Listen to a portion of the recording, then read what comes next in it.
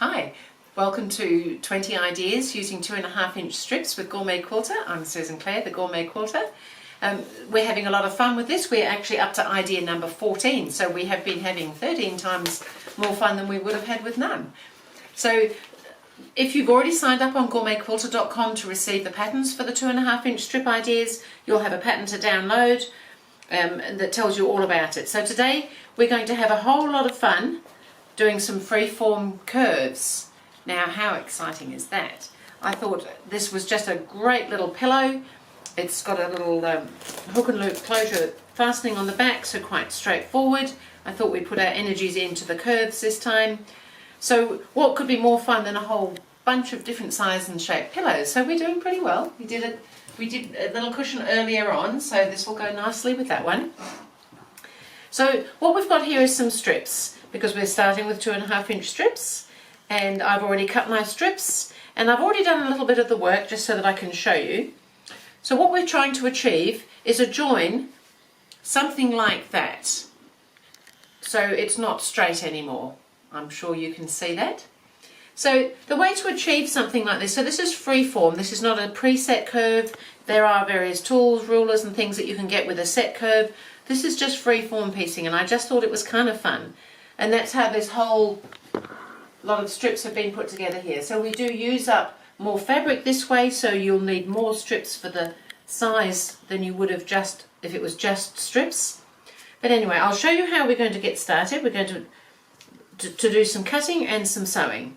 So I've got my first two strips. So if this is the one on my left hand end of my pillow, then I've got the next one, although it doesn't really matter. This one's going in the middle somewhere because we've got the other edges to do as well.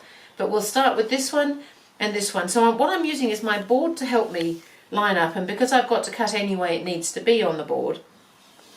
So I've just lined up next to one of the lines on the board, so all the fabric is sitting right side up. And then I'm going to overlay it with this one. Now it can be anything up to 1 inch. So maybe, I don't know, I'm going to say just under 1 inch works quite well. The wider you go, the more you're tempted to do really bigger scoops, and they're harder to piece. So if you kept the lines gentler, it's a little bit easier for piecing if you haven't done this sort of work before. So I'm a little bit under 1 inch overlap there.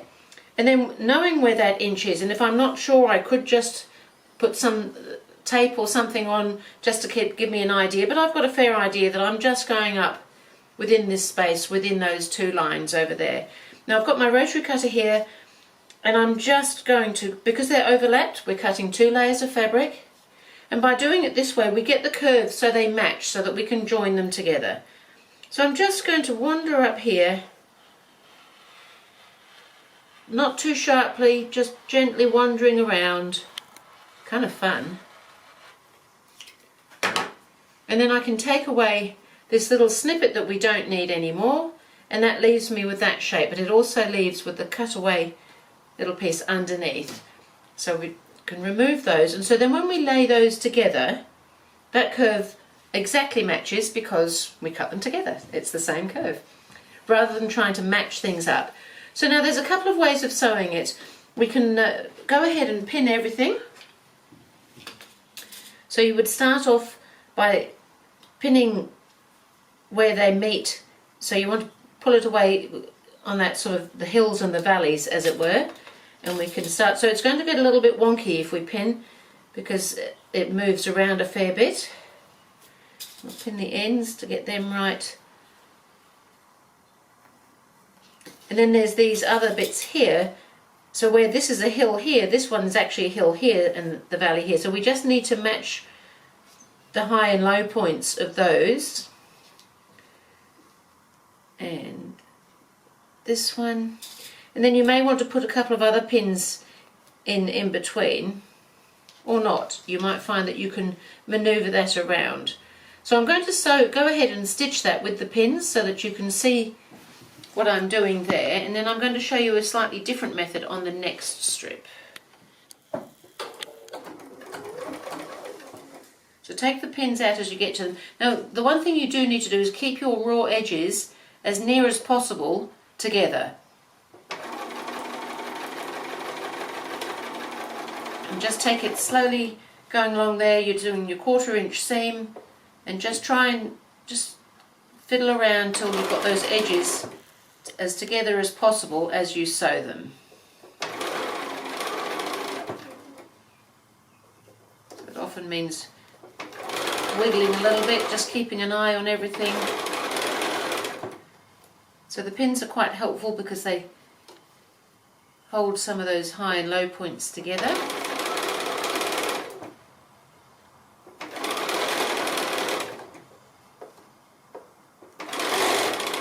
It just takes a little bit of time, and it's worth taking time to get this right. It doesn't have to be super accurate, although a level of accuracy is quite helpful with it sitting flat.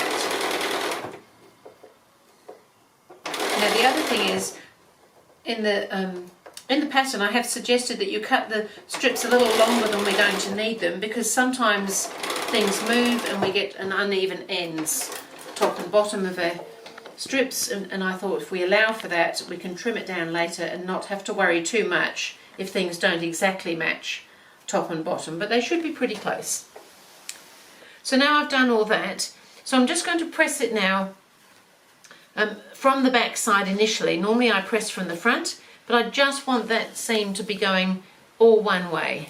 So I'm just, because it's on the move, it wants to move itself around a little bit. So now I'm going to come and press from the front.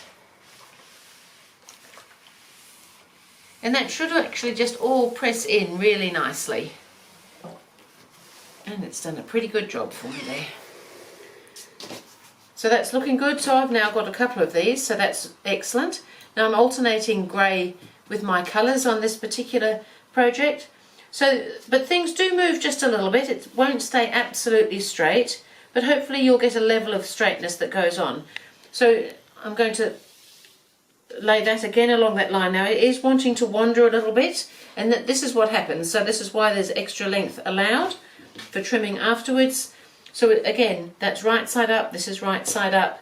I'm just going to overlap that again just under an inch or so, and do the same process again, and we can cut a little wandering something up there.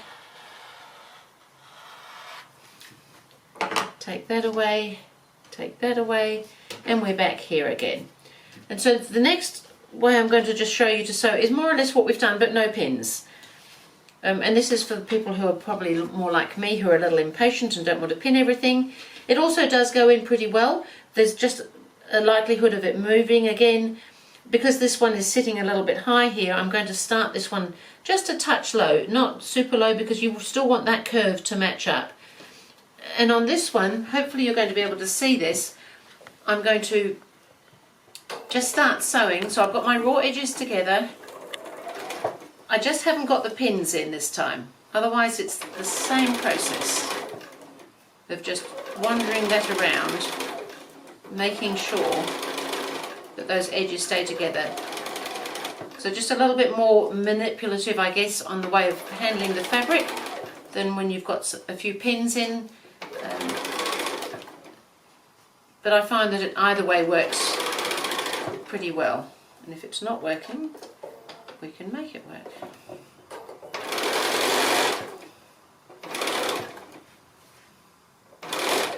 So you can kind of just get into the hang of it, and you're mostly moving the top fabric. If you hold the top fabric, I'm hoping you can see, I know it wants to curl up a bit there. If you hold that top fabric and wander it around as you're sewing, it comes in, it's come out a bit longer this time, and that, as I said, that is going to happen, and that doesn't worry me, because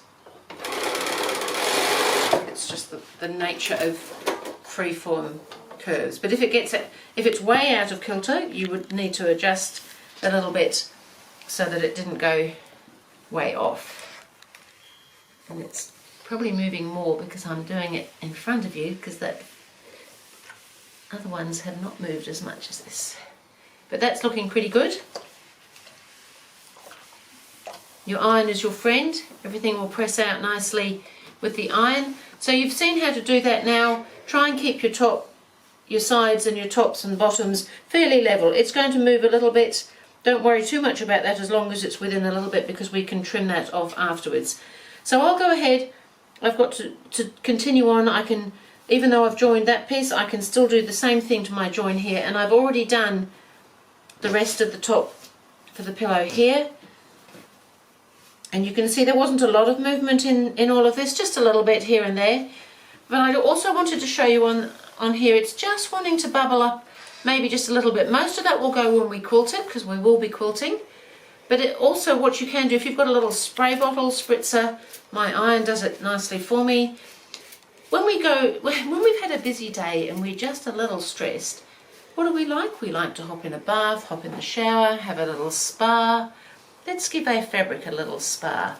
The water will help relax it. So not so much a steam iron, it's just actually wetting it, and you'll find that the fabric will just relax, just like we do when we hop in the water. So I just thought I'd mention that, because when we're working with these unusual shapes, we don't want to have lots of tucks and pleats, but what we do want is nice happy fabric. And you don't have to panic about absolutely every possible bubble, because as I said, the quilting will take up some of that. So just remember, water and your iron are your friend for this sort of work. Things will move a little bit, but I think in general we can keep a fairly straightish line going there. And as I said, you need more strips than you would have if it was straight strips for the distance. So the pattern's given an approximate amount in it so that you know more or less how many you might need, and you may need more or less depending on how big a scoop you've taken with your cutting. This one here is a gentler one. That takes a whole lot less than going in and out like the next one, for example. So I'm going to go ahead and finish this top, and then I'll show you how to go about the quilting. So I've gone ahead and I've put my all my curves together. It's looking quite curvaceous, which is kind of fun. And I've got my lining, so there's just a lining behind the front so that we can quilt it and everything nicely. It's for the inside of the cushion. It doesn't get seen because it is inside the cushion. And I've got my batting there. I've just got a fairly lightweight cotton. I think it's actually a cotton poly blend, 80-20, sitting in there. So that sits really nicely.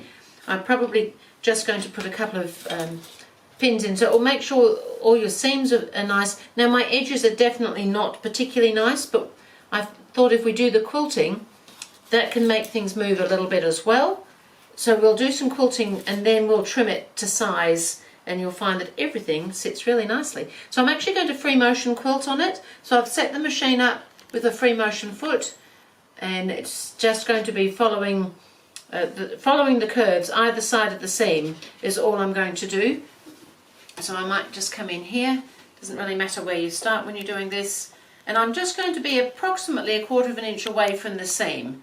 It's not a measured amount because I haven't got a foot that measures with the free motion. And I'm just going to quilt all the way around that curve. So one of the reasons we don't trim till after quilting is because things can move with quilting as well as with curving. I have found that with this sort of work you wouldn't have to do free motion. So I've done one line already. You can just use your regular foot and follow those curves. There's no reason that you can't do that. However, I just thought it might be fun. I find that free motion quilting can absorb any little bubbles and things like that more readily than straight quilting does. So I thought, well, there may be some bubbles in here that need absorbing. And just in case, we'll free motion it. So I'm just going to continue on doing that. I've just got the grey thread that I've been sewing with in my machine, and I'm just going to go either side of every seam. So you don't need to watch me doing every seam. And I will come back and show you when I have finished so that I can show you how to put it all together. So I'm just nearly finished with my quilting. Not quite. Just got to finish coming up this side.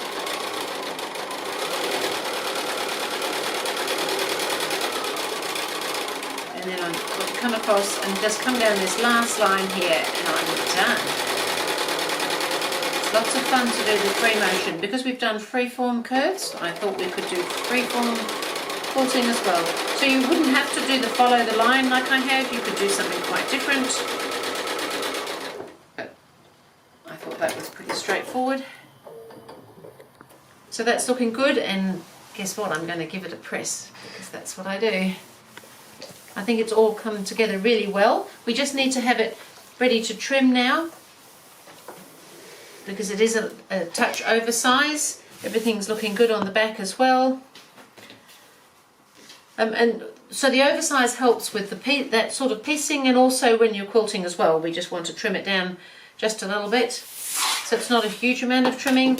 So we just want to trim, probably do the long edges first, and then we can get the length. Now I've done it to a specific size of the pattern. You may not want to trim all your ends off. You might have perfect edges. You know, there's lots of things. But there is a bit of room for movement here, so I'm just going to trim up there, because we don't need all that. So I'm just going to come up this edge here. And now I'm just going to trim the length as well. So when you're working with these curved strips, you'll just have to keep sort of adding them until you get to the length that you want it to be, and then we're just trimming it down. And the edge of this cushion is going to have a binding around it, like the last cushion that we did. So any further little anomalies can get caught up into the binding, which is always a nice thing too. But I think you'll find that that will all work for you. So that's quite nice. It's all quilted. It's a nice size now. And now we just need to get the back prepared. So this time we're doing this kind of like a little envelope-y type back, and we've got a hook and loop fastening there to hold it so that it doesn't just pop open all the time. But really it's just an overlap, and then making sure that that's on there so that it closes nicely for us. So what I've done is go ahead, and again this is slightly oversized so that we can trim it down to suit the front of our pillow. So I've already gone ahead and it's just 2 pieces of fabric, and they're folded and stitched. So they're both treated exactly the same way. Both have 2 lines of top stitching, one about 1/8 of an inch away and 1/4 of an inch further away from that one.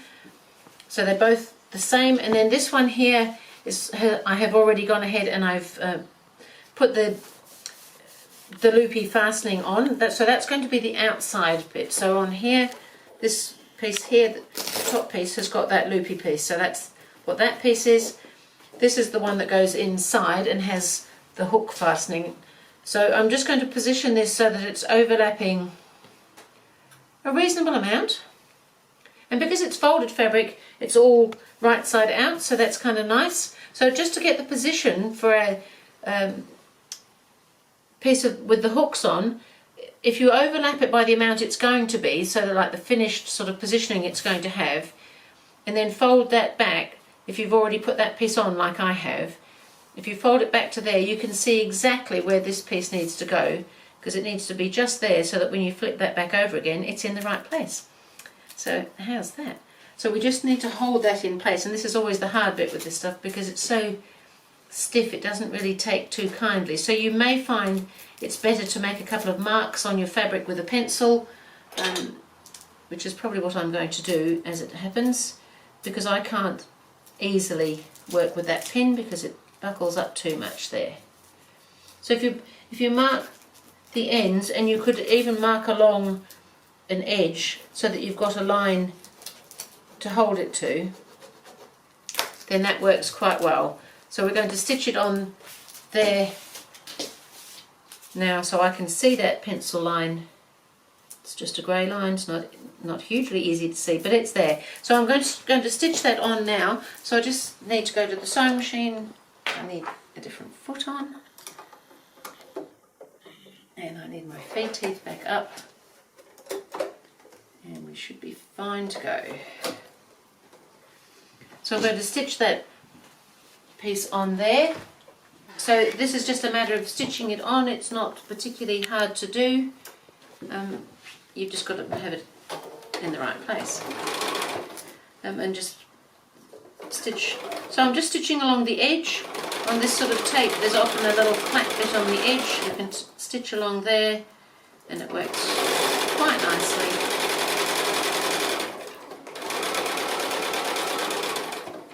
I get to the end I just pivot and turn and sew right across.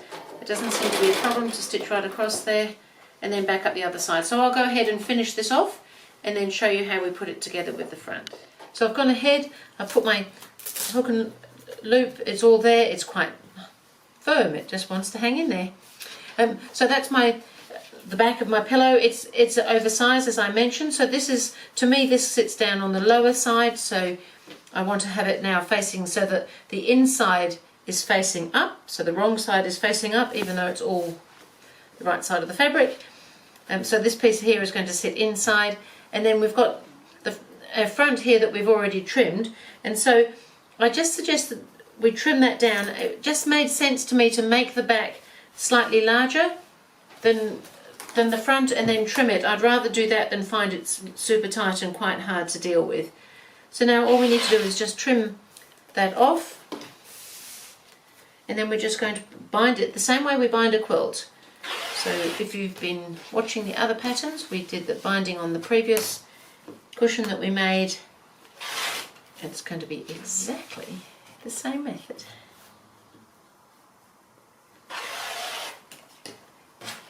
So that's all looking pretty good now. Now you may find you just want to put a couple of clips because we're trying to keep all this thickness together. So maybe just a clip on each end where all that doubled over part is could be helpful. Maybe even one where the actual piece of fabric overlap sits out so that it doesn't get caught up in any sewing. Other than that, I think we're ready to bind. So I've got my binding ready. I'm going to pop this darker grey around, and I'm going to stitch it onto the back, and then I'm going to bring it to the front and machine it down. So I'm going to go ahead, I'm going to do my join down here on this this edge here, and I'll be bringing it all the way around like this. So I think it's just looking pretty good. I'm going to start somewhere here, and I'm just going to start sewing here and come to the end of my little fold over bit, leave a gap, bring this raw edge over, and then so leaving that bit open, ready to take the other end when I get there. And so just going around doing the normal sort of binding that we do on a quilt. So I'll go ahead and do that and come back and show you when I get to the other end. So I'm just coming up to the last corner on my binding, sewing it down to the front. Just bring that binding fold all the way through and fold it up into a nice little mitre so that it meets nicely. And I just like to get that needle into that folded up bit so that I can pivot. And then I just like to do a little tiny back stitch at that little corner, nothing much, just sort of holds it somehow. And then I'm just coming along here and I'm nearly done.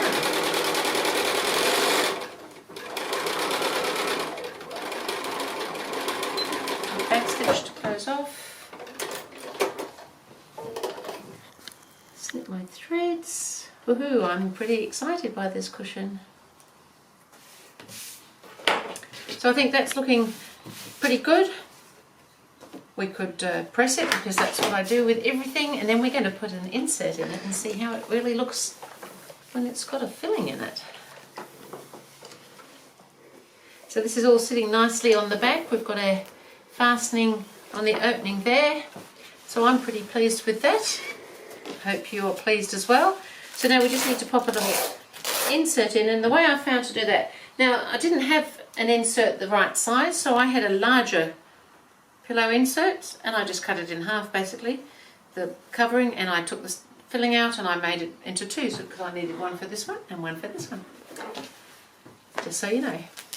So the way I found is the easiest way to get into something this long like this is to simply put it in that first bit first, and it's going to be a challenge because it's quite firm. And get the corners reasonably well into those corners there. You'll still have to adjust them a little bit, and then open up the other part and tuck that in right inside, and then just do a little workout for the day.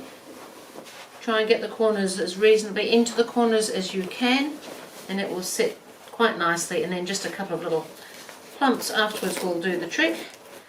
bring your fastening over so that it sits nice and firm there. And there we have a very nice, I feel, little pillow with some freeform curved piecing, some free motion stitching. What more could you want? You can get into it, you can get out of it, you can sleep on it, you can put it on the couch. So that was idea number 14 with 2.5 inch strips. I will see you again with idea number 15.